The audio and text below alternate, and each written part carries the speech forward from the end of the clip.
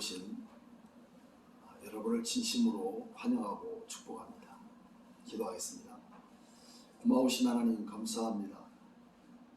캄캄하고 허물어진 이 세상 가운데 진정한 하나님의 귀한 나라를 구현하기 위한 하나님의 거룩한 목적을 이 땅 위에 교회들에게 허락하시고 그 일을 성실히 감당할 수 있도록 거룩한 믿음과 능력 주심을 감사드립니다.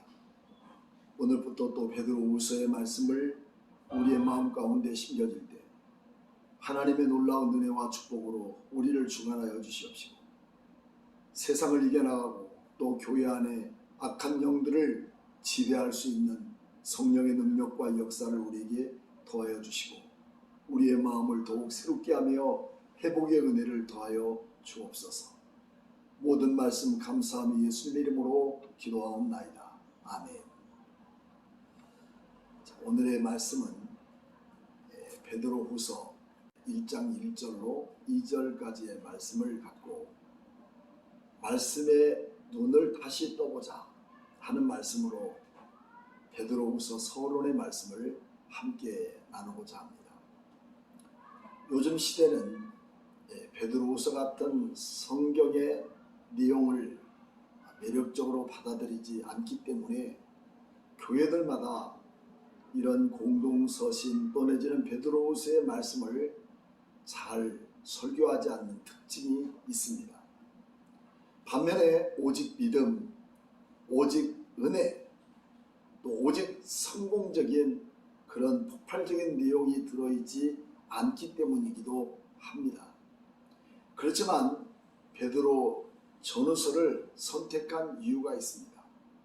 외형적으로는 커져 있고 또 부풀어 있고 또 그런 믿음을 갖고 있지만 정작 그리스도인의 내면적인 부정과 부패는 치료하지 못하고 겉만무성한 이 시대의 교회와 성도가 말씀으로 내면을 들여다보고 다시 회복되어서 참된 마음과 그 거룩한 은혜를 우리 가운데 세우고 겸손한 마음으로 베드로후서를 접할 수 있는 그런 기회가 되기를 간절히 원해서 오늘 베드로후서 말씀을 우리 함께 대하게 합니다. 현대인들의 특징이 있다면 건강 문제, 관계 문제, 코로나 시대의 가장 큰 이슈이기도 합니다.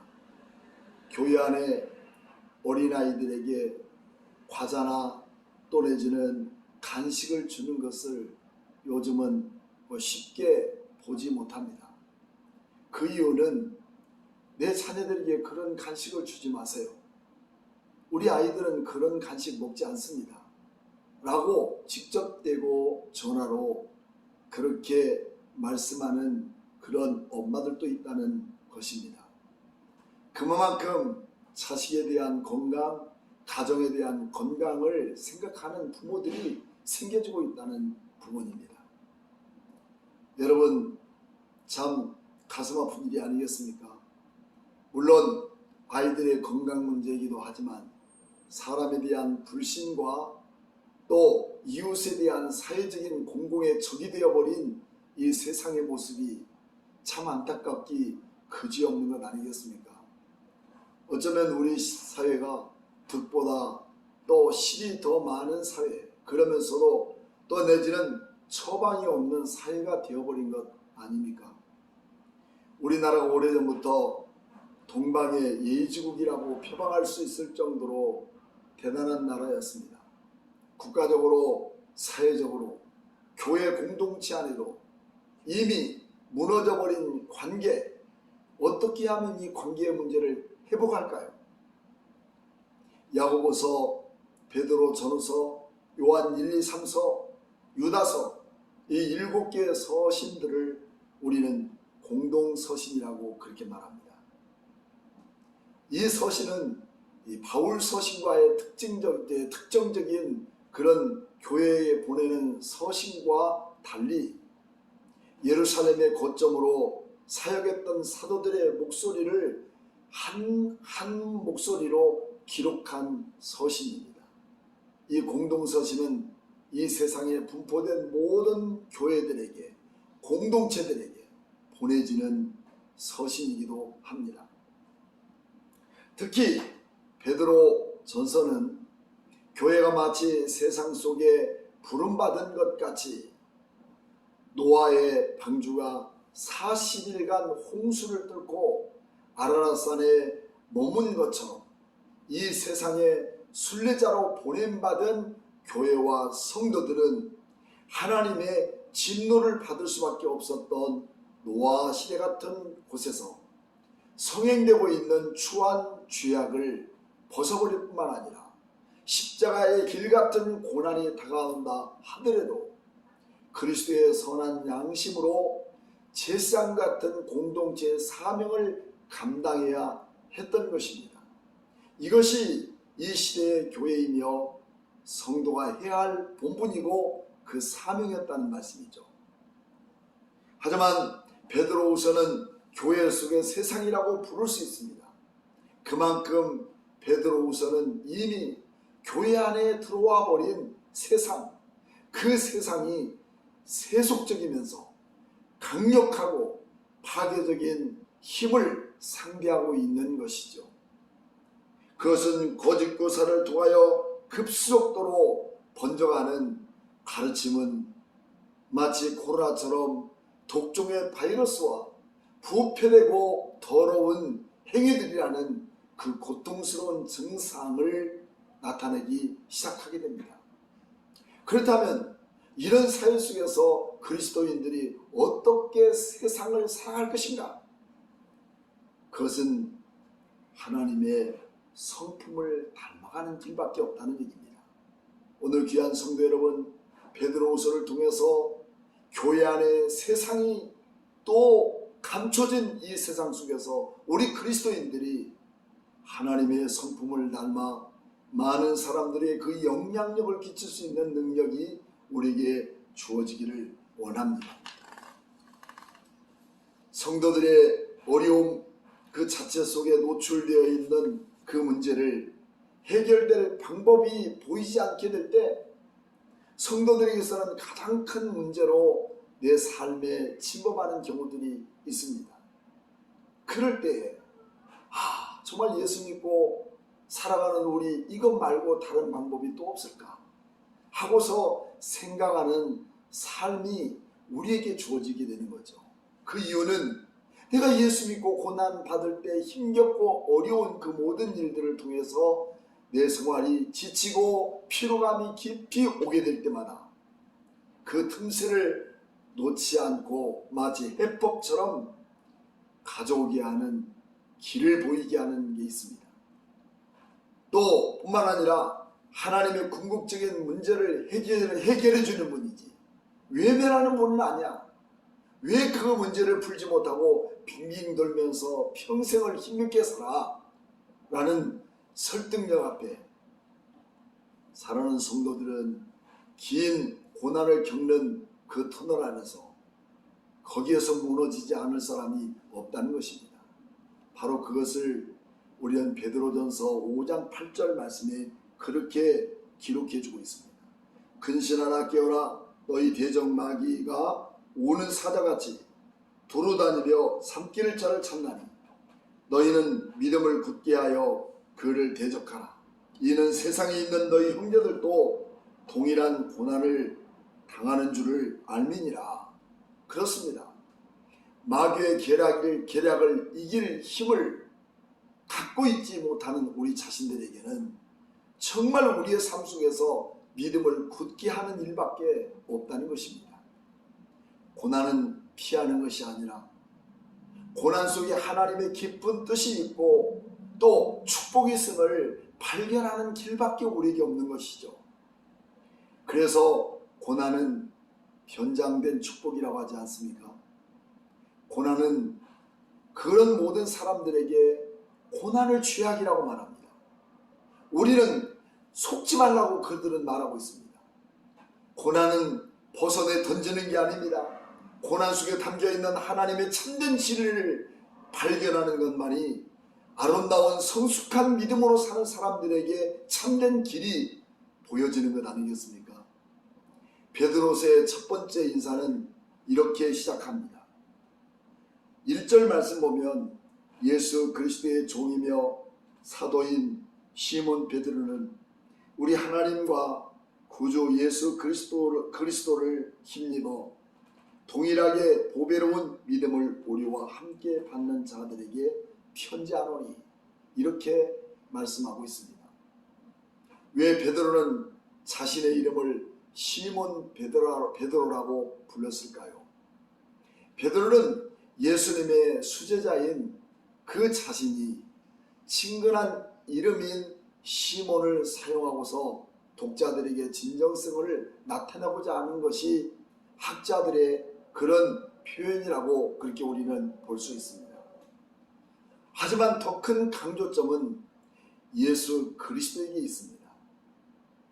예수님이 부르신 이름도 시몬이요, 그를 반석답게 세우신 분도 예수님이시고, 마태복음 16장 16절 말씀 보면 시몬 베드로는 자신의 입으로 주는 그리스도시요 살아계신 하나님의 아들이심을 고백하게 됩니다.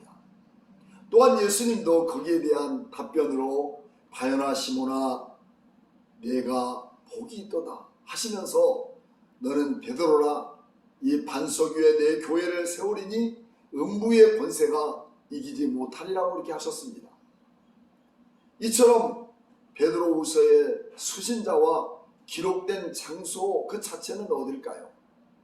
베드로후서의 수신자의 교회는 주로 거짓 교사들이 활동을 통해서 당시 로마 세속적인 사상과 태표적인 문화에 많이 노출되어 있는 교회의 모습을 우리는 보게 됩니다. 즉 흩어진 그런 성도들의 삶 속에 담겨있는 본도, 갈라디아, 갑바도기아, 아시아, 비두니아에 흩어져 있는 그런 교회들인 것입니다. 이 지역은 로마의 행정력이 완연히 미쳐져 있었기 때문에 헬라화가 많이 진행된 곳이고, 그로 인해서 기독교의 복음이 널리 전파되는 지역이기도 하였습니다. 그렇다면 베드로후서는 어떻게 기록했을까요? 바벨론이라고 하는 로마에서 기록하여서 거짓되고 부패한 세속의 강력한 미혹의 물결에 휩쓸리고 있는 로마의 변방에 흩어진 이방인이나 또 그리스도인에게 보내어서 격려와 경고를 제시해주고 있는 서신이기도 합니다. 베드로가 쓴 편지, 곧 그 서신 속에는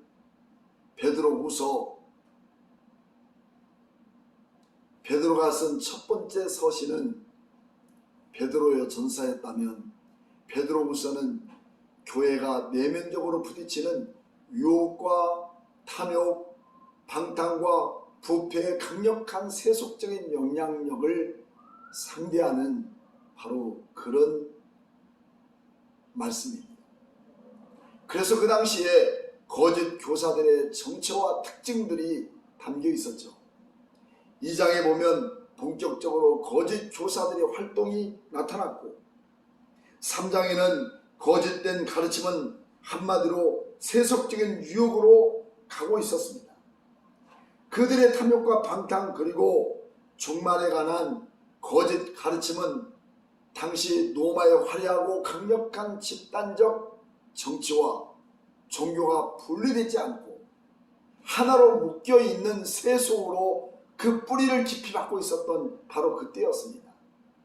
그때에 첫째로 그 모든 거짓된 교사들은 성경을 자의적으로 해석했던 것이죠. 특히 구약의 예언의 말씀을 자의적으로 해석하여 종말과 심판에 붙이고 그것을 거짓 교사들에게 가르쳐서 부패한 삶의 태도를 가져오게 된 것입니다.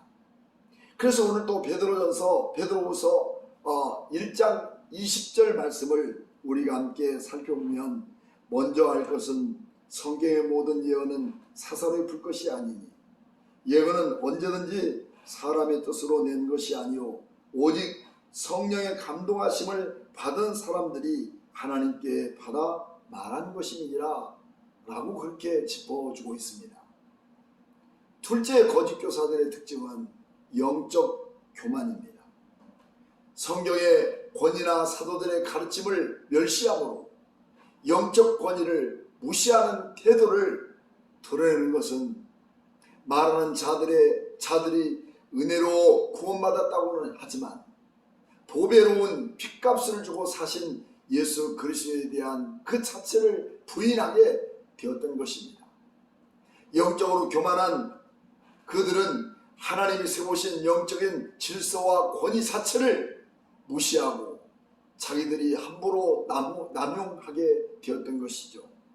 그래서 베드로서 2장 1절 말씀에 그러나 백성 가운데 또한 거짓 선지자들이 일어나니 이와 같이 너희 중에도 거짓 선생들이 있으리라. 그들은 멸망하게 할 이단을 가만히 끌어들여 자기들을 사신 주를 부인하고 임박한 멸망을 스스로 취하는 자들이라고 그렇게 말씀하고 있습니다. 세 번째는 탐욕이었습니다. 하나님의 계시의 말씀이나 권위에 대한 경외심은 사라진 그런 거짓 교사들의 중심으로 장악하고 있는 가장 근본적인 욕망은 무엇일까요? 우상 숭배에 가까운 탐욕이 그들 안에 자리 잡고 있어서 남들보다 으뜸되고자 하는 신적 권위를 가로채고자 하는 바로 그런 자들이었습니다. 기도 좀 하고 남달리 특별한 은사를 가졌다는 이유 때문에 하나님께 영광을 돌려야 할 것을 바로 자기에 대한 권위의식과 또 경배의식을 갖게 됨으로 인하여 타락한 모습을 갖게 되는 그 탐욕이 그들 마음속에 자리 잡고 있어서 베드로서 2장 3절 말씀에는 그들이 탐심으로써 지어낸 말을 가지고 너희로 이득을 삼으니 그들의 심판은 옛적부터 지체하지 아니하며 그들의 멸망은 잠들지 아니하니라라고 그렇게 짚어주고 있습니다. 넷째는 방종입니다. 특별히 이들은 헛된 자유를 성적 방종으로 사용되어 종말과 심판이 없는 현세뿐인 세상에서 금기 없는 탐욕과 함께 성적인 방종을 두드러지게 나타나게 된 배경 그 자체는 부활이 없다는 영지주의자의 배경을 자리 잡고 있기 때문에 한탕주의로서 이 세상의 호색과 탐욕과 성적인 그런 모든 것들이 만연되어 있는 사회를 만들어 갔던 거죠. 그래서 베드로서 2장 2절 말씀에는 여럿이 그들이 호색하는 것을 따르리니 이로 말미암아 진노의 도가 비방을 받을 것이오라고 못 박아 두고 있습니다. 다섯째로 종말을 부인하는 것입니다. 이들은 윤리적인 부패는 그들의 거짓된 가르침의 한계에 도달하게 된 것이죠. 그것은 이 세상의 종말과 예수님의 재림을 전적으로 부인했다는 사실을 밝혀주고 있는 것입니다. 그래서 베드로서 3장 3절 말씀에는 먼저 이것을 알지니 말세에 조롱하는 자들이 와서 자기의 정욕을 따라 조롱하며 주께서 강림하신다는 약속이 어디 있느냐? 조상들이 잔 후로부터 만물이 처음 창조될 때까지 때와 같이 그냥 있다 하니 라고 이렇게 말씀하고 있습니다. 마지막으로 여섯째, 스스로 멸망을 자초한다는 사실입니다. 거짓 교사들은 은밀히 교회 안에 들어와서 교만과 탐욕과 방종을 통해서 교회를 파멸로 몰고 갔으며 성적으로 타락하게 만들었다는 것입니다. 그래서 베드로서 2장 12절 말씀에 그러나 이 사람들은 본래 잡혀 죽기 위하여 난 이성 없는 짐승 같아서 그 알지 못하는 것을 비방하고 그들의 멸망 가운데서 멸망을 당한다 이렇게 말씀하고 있습니다. 그렇습니다. 이제 목회자의 권위로 성경의 본질적인 말씀을 가리키고자 할 때 외면한다면 앞으로 나도 이런 거짓 교사들에게 빠지지 않는다고 장담할 수 있는 그 어떤 누구도 없다는 것입니다. 그러므로 교회가 말씀으로 훈련하고 말씀을 바르게 가르쳐서 그 말씀으로 우리의 삶의 생명의 양식을 삼고자 하는 그들뿐만 아니라 악한 세상, 탐욕과 탐심으로 가득 찬 이 세상, 자기 이권을 위해서 양들을 죽임의 길로 몰아가는 이런 타락한 세상을 이겨나갈 수 있는 오직 한 가지는 하나님의 말씀의 권위 앞에 내가 엎드러지고 그 말씀을 배워서 악한 세상을 이겨 승리할 수 있는 역사들이 우리 교회를 통해서 이루어져야 됩니다. 목회자의 권위에 도전하지 말고 우리는 순종하여 하나님의 생명이 우리를 통해서 흘러가는 그런 축복이 오늘 여러분과 저에게 함께 있기를 축복합니다. 이제 우리에게 소원이 하나 있습니다. 여러분, 바르게 배우고 바르게 살고 바르게 본이 되어야 합니다. 그렇습니다. 교회가 이 땅 위에 희망이 되어야 하겠습니다. 하나님 나라가 이 땅에 내려앉아야 합니다.